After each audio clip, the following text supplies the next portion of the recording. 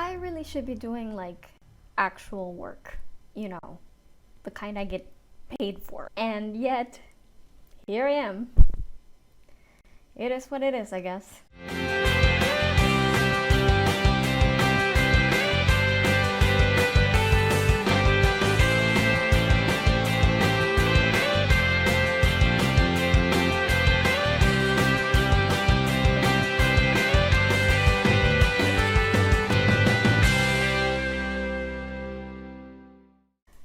Hi everybody, Carla here. It's been a while. I know I've been super busy with, like I said, actual work, but as I've mentioned before, I've been making some inroads on my to-watch list, and last week I finally got around to watching The Society on Netflix. I've been going through most of the Netflix stuff that I haven't been able to get to yet, so The Society has been on my list since it was announced, basically.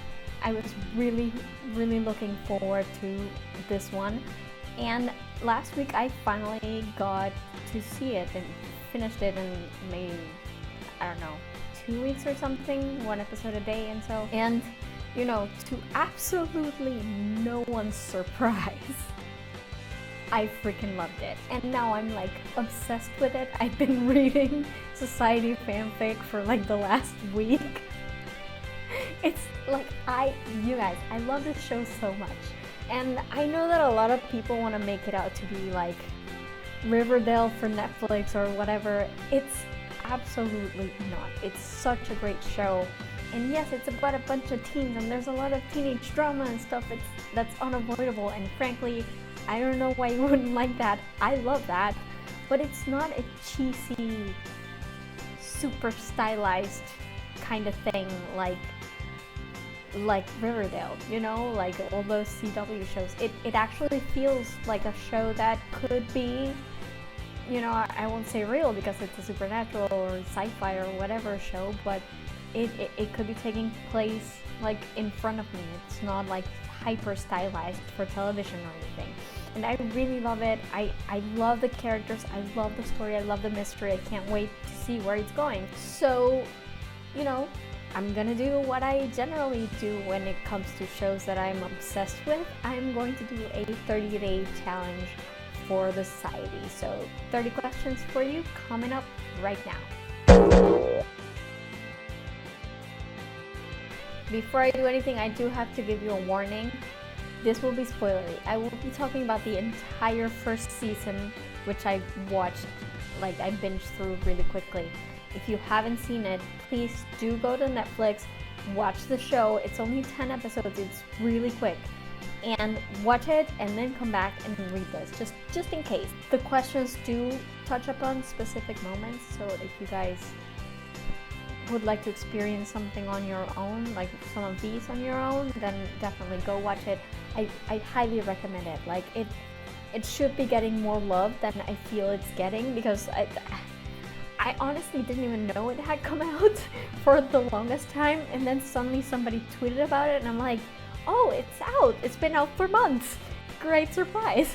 You know, and I feel like it's not getting as much love as it deserves on social media, and that is part of the reason why I wanted to do this video, because I really do think that this show should be watched by more people. And I don't know, I just, if you haven't seen it and would like to watch this video, please go see it and then come back. It's a great show. You won't regret it, I swear. But I'm gonna start with the questions now, so there will be spoilers. You have been warned. Danger, Will Robinson! Danger! No, Will Robinson! Danger! Question 1. Favorite female character? Honestly, like, I really love the female characters in this show as a group. I think they've done really well with the characterization of the girls. They've been really strong. Like each one of them is very different, but they're all very well rounded.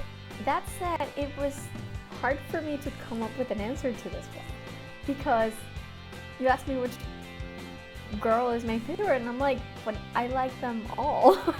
You know, it's like, it was so difficult, but in the end, I kind of came to the conclusion that it's probably Helena, which is super weird because I usually don't go for like the hyper-religious character ever.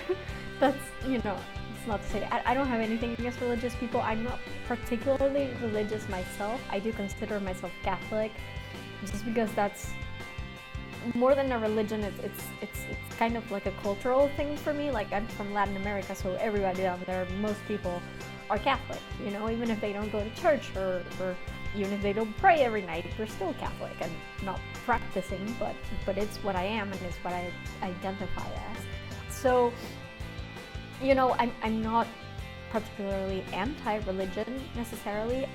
I do think people need to learn to be a bit more tolerant to those who don't conform to their religion, and I will fight for that if I have to, But I think religion in and of itself is not necessarily a bad thing. I think it gives people hope.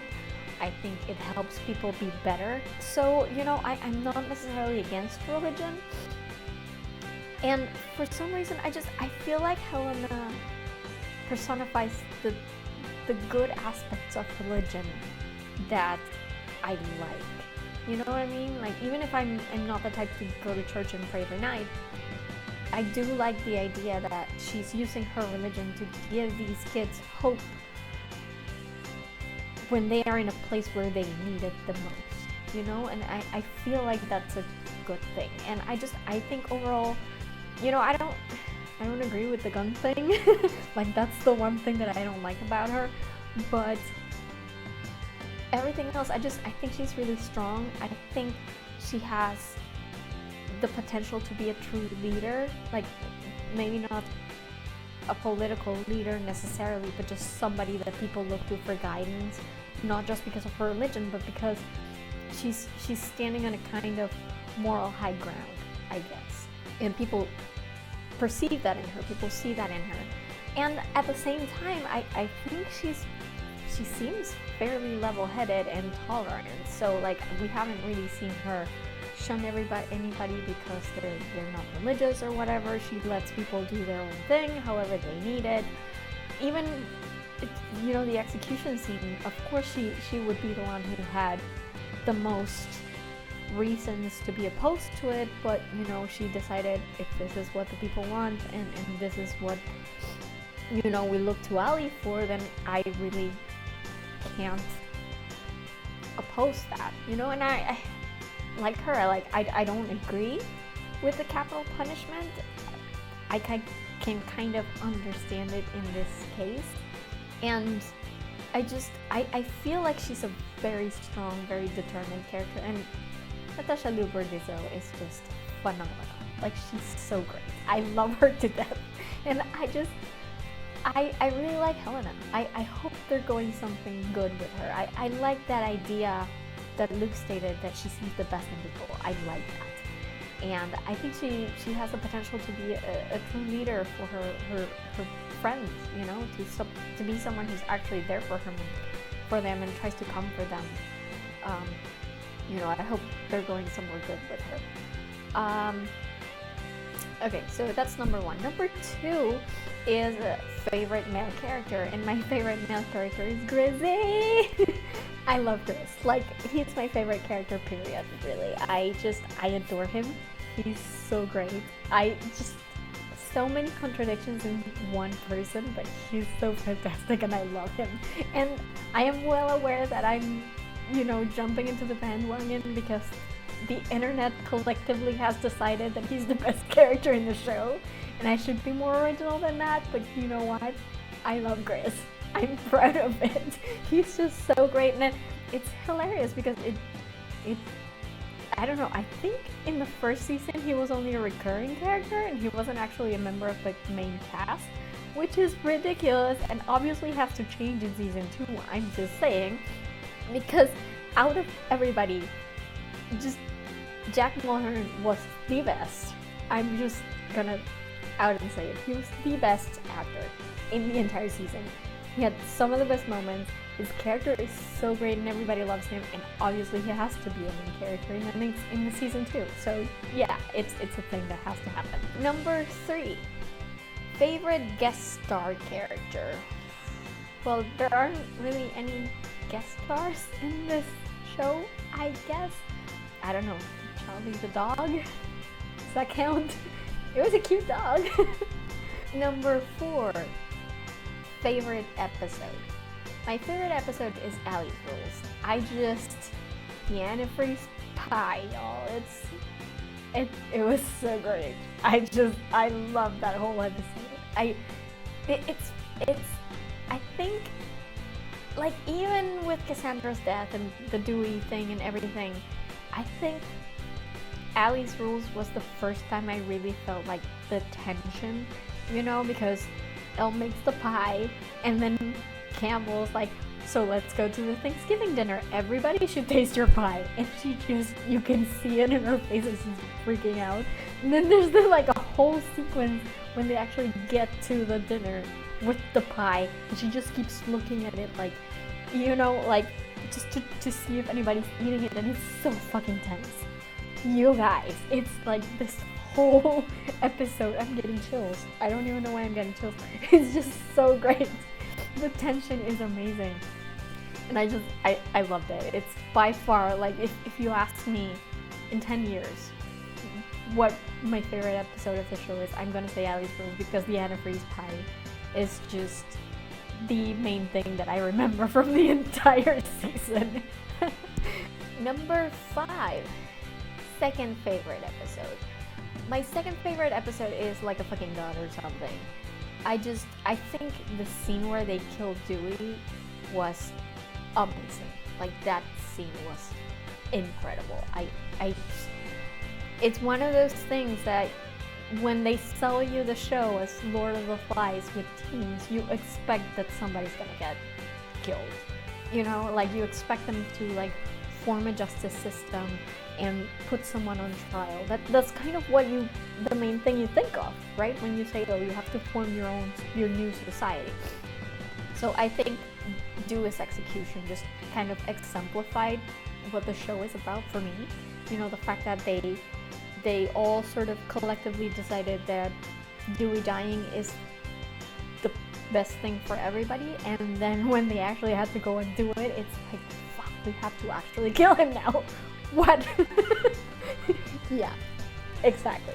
So I do just love that overall. Number 6, third favorite episode. My third favorite episode is Childhood's End, mainly because it calls out to me because it's the same title as one of my favorite books, which is Childhood's End by Arthur C. Clarke, of course. And I just love the stupid promo, okay? If you're gonna put teenagers in Lord of the Flies, they're gonna have their stupid prom. It makes complete sense. So yeah, I love that episode. The prom was the best thing for me. It was so much fun. Number 7, favorite season. There's only one, so first season. Number 8, favorite quote. I actually have a few. The first thing that comes to mind, honestly, is Becca's whole rant about poop, which I thought was just so realistic that I loved it. Then there's Allie wondering, what are they saying when we can't hear them? Because I think that was the first time that I realized just how freaking paranoid Power makes you, and how freaking paranoid Power was making Allie, and it chilled my blood. It was so well done. I love that line. And also, I'm kind of cheating here because this isn't directly from the show, but the writing on the wall. You've been weighed in the balance and found wanting. I like this mainly because it reminds me of A Knight's Tale. I'm such a dork. I know it. No need to tell me. It reminds me of A Knight's Tale. But also because it sounds so freaking ominous, and I don't understand. Out of everything we see on the show about the alternate dimension, when the kids finally figure out that they're in some kind of alternate dimension, it starts sounding very sci-fi to me, alternate dimensions, that kind of stuff. But the writing on the wall makes it sound very supernatural, because, the writing was there one day, and then the next day it wasn't there, and it's like, this is very ominous, and I love it, and I really want to know who wrote that, why did they write it, who was it written for, because was it the parents, was it the kids, what was it? And I really love that they used that quote. Number 9, first episode you watched. Well, I binged through it in like 2 weeks, so I basically started from the beginning. Not much of a mystery to that. Number 10, favorite ship. Well,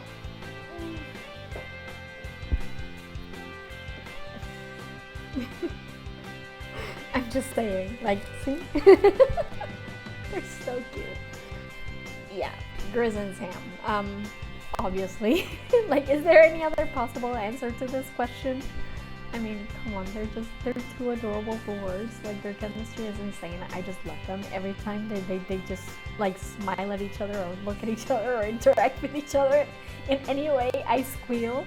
Like, I think I saw it coming from prom, I guess, which is the first time I think we see them talk to each other. And Grizz attempts to, like, talk to him, like, he only knows the bullshit sign, so he tries to do that, and Sam laughs. And from that moment on, I was like, okay, Grizz is gay, he's totally flirting with Sam, and this is the thing that's gonna happen, and I love it. So I'm really glad that they actually went there. I thought they were going to stretch it out a little bit longer, but honestly, I'm good. Like, I needed them to get together since that very first moment. So yeah, I love them. When I said that I've been reading Society fanfiction for like a week, it's been mostly Grizz and Sam because they're my main ship. Number 11, second favorite ship. And I have to say, I kind of have a soft spot for Luke and Helena. You know, actually, I think they really do love each other, and as, you know, fundamentally opposed as I usually am to, like, characters falling in love for the rest of their lives in high school. Because I'm like, you're too young, you can't do that. That's my immediate reaction. I actually do think that Luke and Helena just actually love each other. And granted, they might be a bit on the rocks for a while, given the way season 1 ended.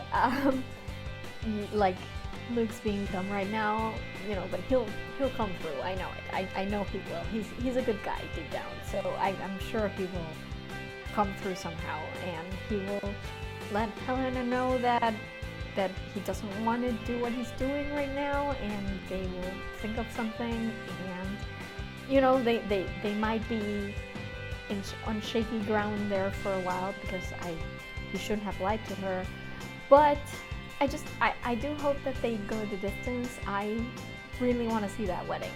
Like, I really think Newham as a community needs to see that wedding. So yeah, I like them. Number 12, worst moment. Just Harry. Like, I'm sorry, I know there are people out there who really like Harry, probably because Alex Fitzellen is super hot, and I don't blame you. I love him too, you know, the actor. But I can't get on board with Harry.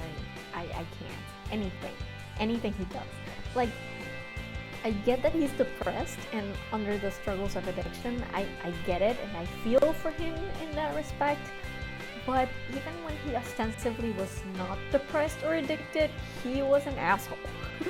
And he hasn't really gotten any better around about that we've seen yet. You know, like, he thinks that just because he's rich, he deserves to keep all his stuff and let everybody else just run out of everything if they didn't have it already.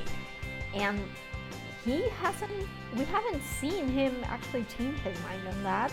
And I know this whole thing is like a socialism allegory or whatever, and people have opinions about that, but I think we can agree that if you're living in a town of, I don't know, maybe 200 people where everybody knows each other, and, you know, at some point you're gonna have to interact with each other somehow, hoarding stuff just because you think your parents' money was worth more than everybody's life, not a good idea. I think in this situation we can agree that sharing stuff is good.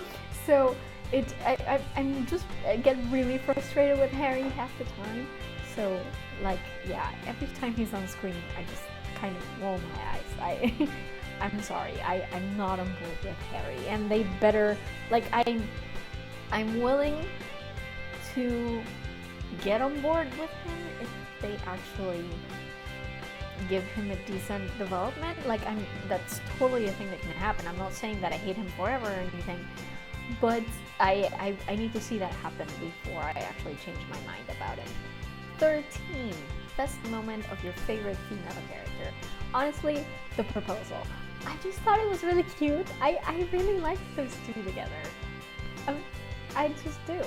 14. Best moment of your favorite male character. When Gris comforts Allie after Dewey's execution. I really love that. Honestly, I need those two to be BFFs for serious. Like, they were some of the best interactions in the series were Gris and Allie, and I love that. Obviously, I don't want them to get together or anything, because, you know, Allie has Will, and then Gris has Sam, and if they break up Sam and Gris over Allie, I'm going to fuck shit up. But I do want them to be like super best friends. I think they understand each other, and I love the scenes where they're together and comforting each other. I really think that's really great. 15. Best moment of your favorite ship. When Gris tries to learn sign language to talk with Sam and totally loves it. That big dork. I love him. I love them. That was adorable. I squealed. Like, I was watching it and I legit squealed. It was so cute. 16.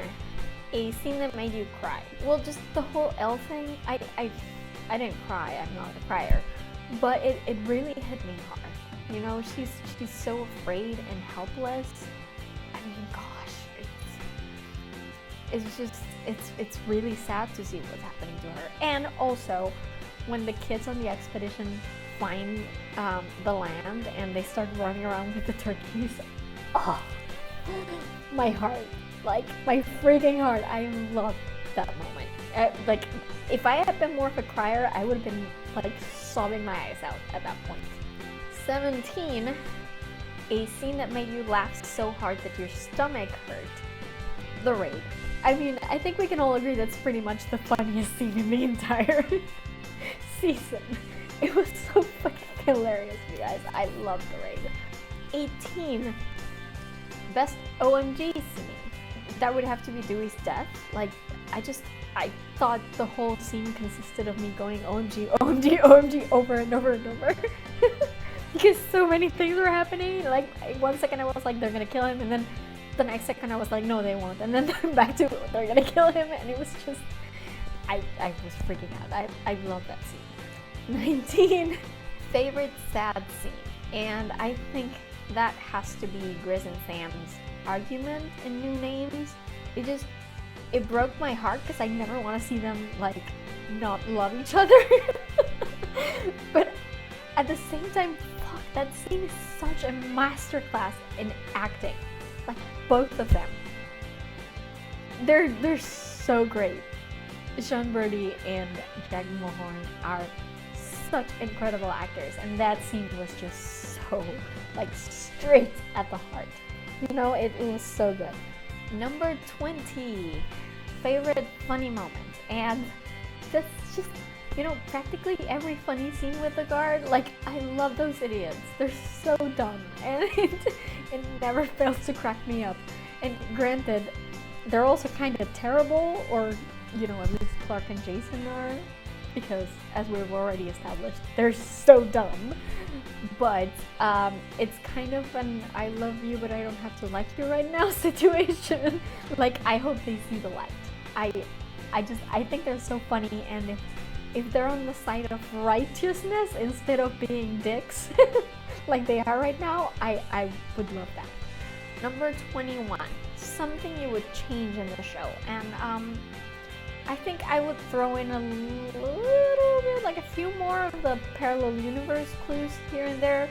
Like, I get why they didn't, because I feel like the first season had to focus on mostly on the kids setting up the titular society, you know? So I understand why they did that. But also at the same time, I wish it had been a little bit more even.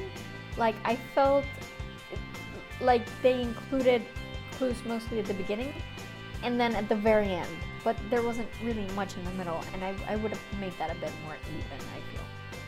22, favorite promo picture. And you know, I only saw this after watching the show, but there's this still from the prom with the 4 initial members of the guard, you know, just like doing the photo booth thing and being told dorks like they have hats and masks and shit, and it's just, they're such dorks and I love it so much. Like, I love those 4. I really love the guard. I hope it doesn't break up completely after what happened at the end of the season. I think they're really cool. I think they're funny. 23, promo picture that made you say, I can't wait to see that episode. Well, not really, because I didn't see any promo pictures until after I watched the show, but I do love those character stills that they released. Like, they're supposed to be like behind the scenes, but really they're character stills that we got of all the main characters, you know, because they truly do look like photos that could have been taken on smartphones in the middle of a high school party, and I kind of love that. 24, promo video / trailer that made you say, I can't wait to see that episode. None really. Like, I didn't see any of it until after I watched the show, but I do have to say the synopsis, you know, the whole idea of Lord of the Flies but with girls, kind of caught my attention since it was announced. And then I saw super late that the show was on Netflix, and so I just went ahead and watched it straight away without really needing any promotional material. Just the synopsis was great enough for me. 25, favorite premiere. There's only been one and I kind of missed it, so yeah. 26, favorite themed episode. Thanksgiving, baby. Like, seriously, I love that episode. It's my favorite episode of the season. 27, moment when you thought one of the main characters was going to die, but at the end he or she didn't. You know, speaking of Thanksgiving, I genuinely thought at least one person would die from the poison. I was super shocked that no one did. I mean, I'm hyped for Gordy and Kelly. They were awesome, but like, is that realistic, guys? Really? I don't know. 28. And I didn't see that coming moment. Generally speaking, Dewey's confession to Harry, I totally saw Cassandra's death coming. I feel like that was telegraphed from day one, and I was pretty sure that Rachel Keller wasn't going to stick around for the entire season. I don't know why. I felt like they were, you know, purposely trying to push Catherine Newton to be the main character, and for that to happen, Cassandra really had to go, right? So I saw that coming. But I did not expect Dewey to just up and confess like that. I did not. And it's kind of genius, honestly, because of course he would do that. Like, he was a crazy psycho with, you know, a misogyny problem, so of course he would brag about it. But yeah, it caught me by surprise when I actually saw it.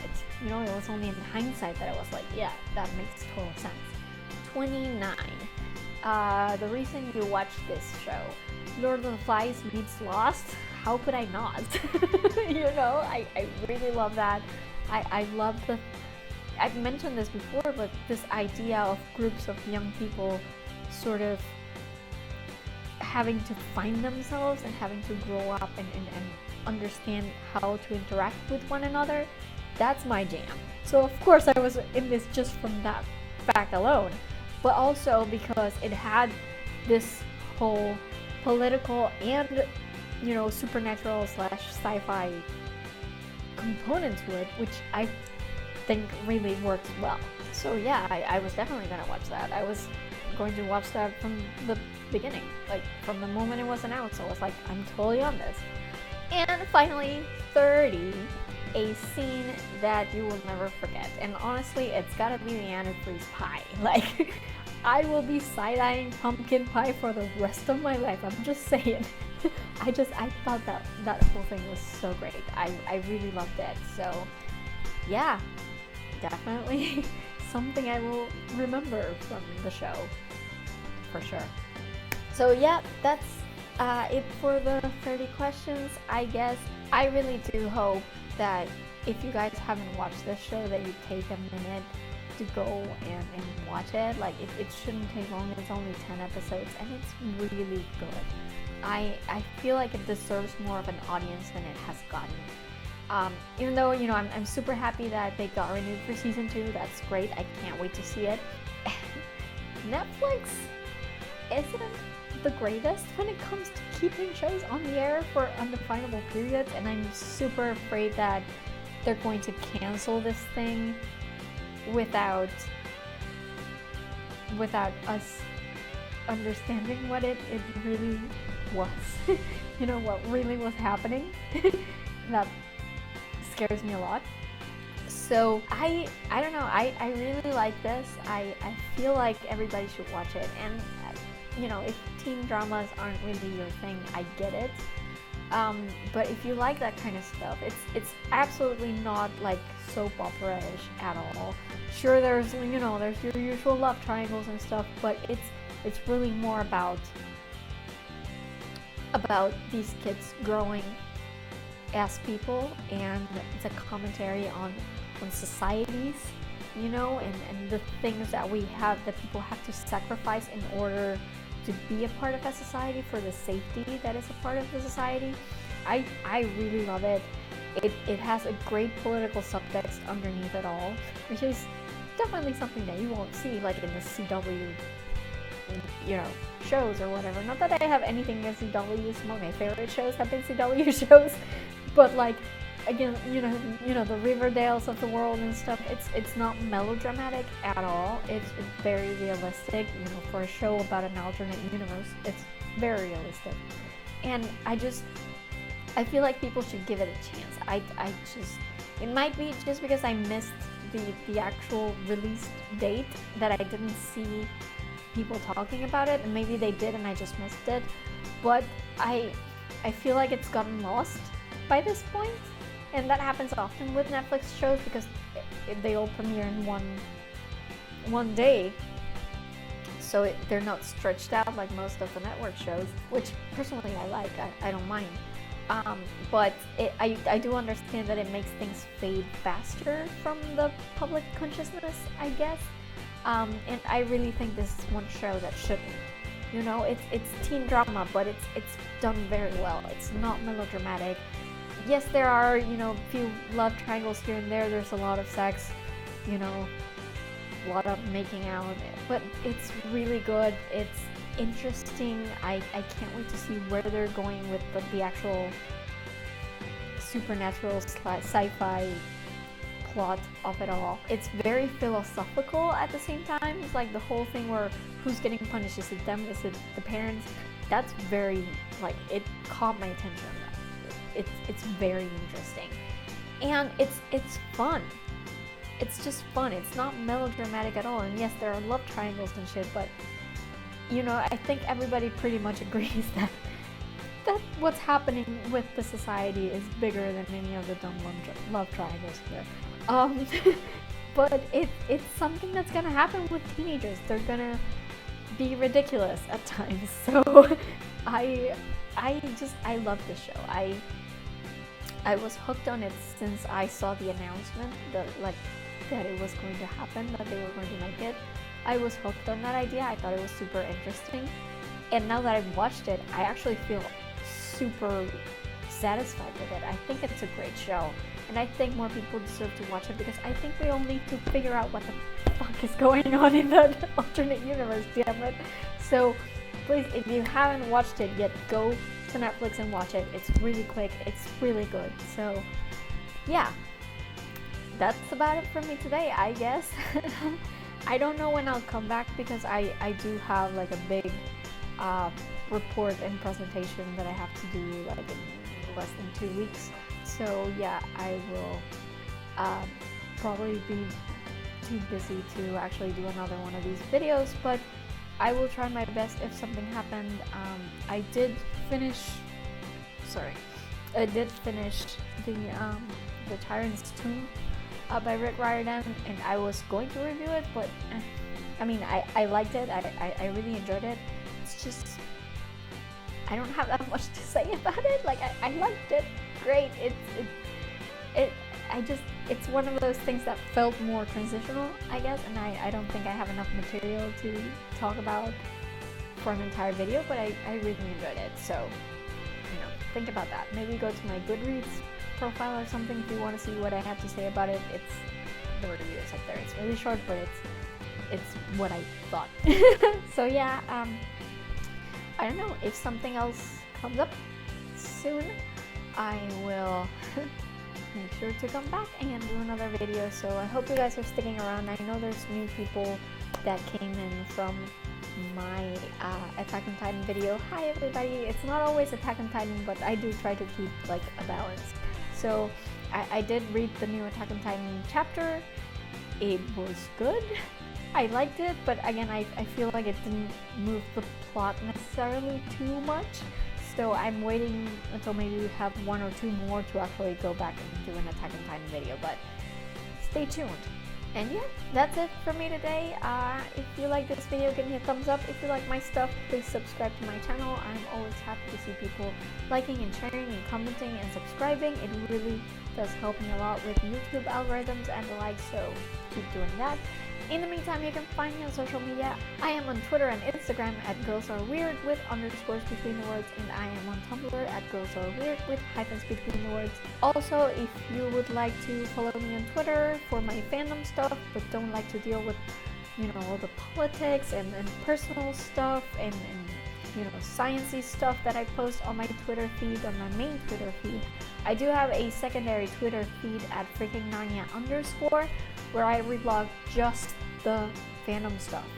So it's curated to just focus on the fandom stuff. So if you like that more, be sure to follow me on that. There's a Facebook page for this blog at facebook.com/FreakingNarnia, and as usual, be sure to visit my main website at FreakingNarnia.com. All my videos are up there in case you missed any. You can just go in there and check it out. Also remember that I have a Redbubble store where I make art based on my favorite quotes from my favorite fandoms, and then you can use that art to print on different types of merchandise, just t-shirts, coffee cups, computer covers, that kind of stuff. It's really neat and it does help me a lot. So if you're into that kind of stuff, you should just stop by and maybe purchase something if you're in the mood.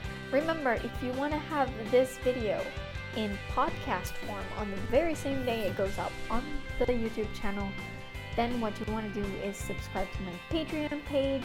For a small sum of money, you will be able to get the podcast form of these episodes directly and on the same day as they get posted on YouTube. So maybe that's a good thing that you could try, I guess. I don't know how many people are actually into the podcasting, but I think it's actually very helpful. I spend most of my day at the office listening to podcasts because I'm stupid, I guess.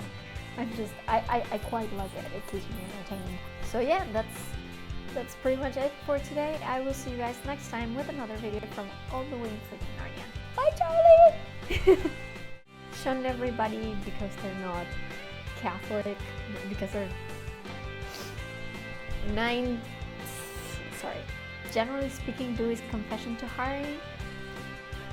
Lord of the Lies. It's a commentary. I am on Twitter and Tumblr